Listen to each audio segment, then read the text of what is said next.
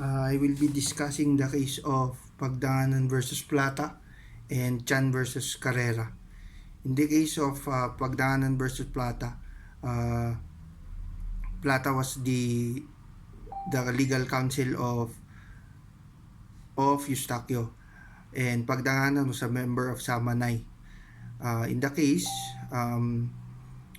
there was a contract between Eustaquio and the group of Pagdanganan, wherein they will be buying a portion of Eustaquio's land.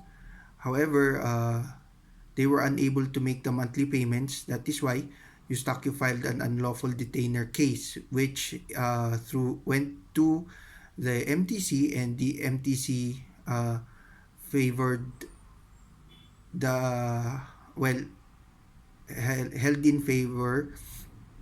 I mean, went in favor of Eustaquio.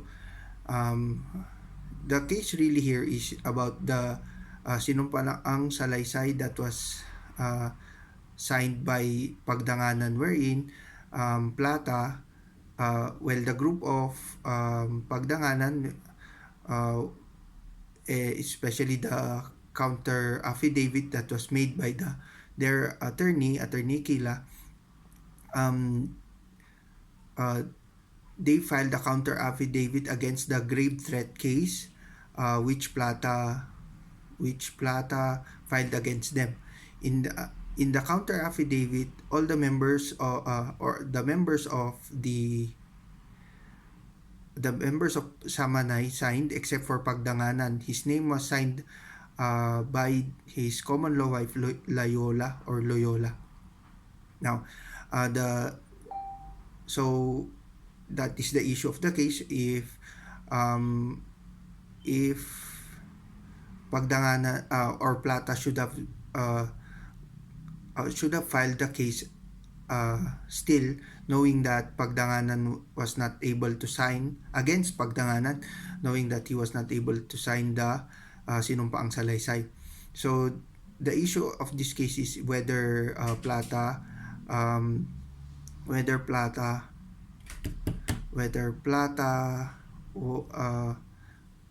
Plata violated the CPR. So yes, the court held that Plata did indeed violate the CPR. He used tactics that were to his favor and against a person that did not sign a sinumpaang salaysay. So he already violated the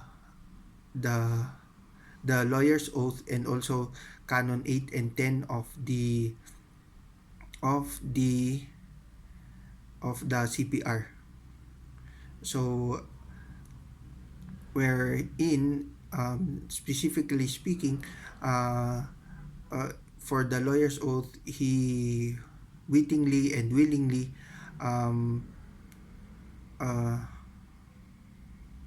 sued Pagdanganan, even if it was false or groundless, or even it was groundless, because Pagdanganan was unable to sign. So the perjury case against Pagdanganan should not have been filed. So there. So in the case of Chan versus Carrera, Chan was actually a waitress or server, and Carrera, who represented himself as a widower, both fell in love with each other. That being said, both were married. Now, Chan was separated, although not legally, and Carrera, whose wife was in an institution, so he was not a widower. Now, both stayed in a house together for about 3 years and also had a son or a child, if I'm not mistaken. So there. In this case, the issue here is if Carrera violated the CPR. The court held that yes, Carrera did violate the CPR by his act of his scandalous act of staying with another woman who is married, and he is aware of that. And also, because of this act, it uh, it turns well, it does not look good for the legal profession's integrity, because as lawyers we should always protect the law and follow it. And by following it, we should not do any scandalous act that would misrepresent the legal profession, because the legal profession uh, owes, or the legal people or the lawyers, counselors, owe candor to their clients. And if they are um, doing scandalous acts, it will not look good for the legal profession. That's it. Thank you, ma'am.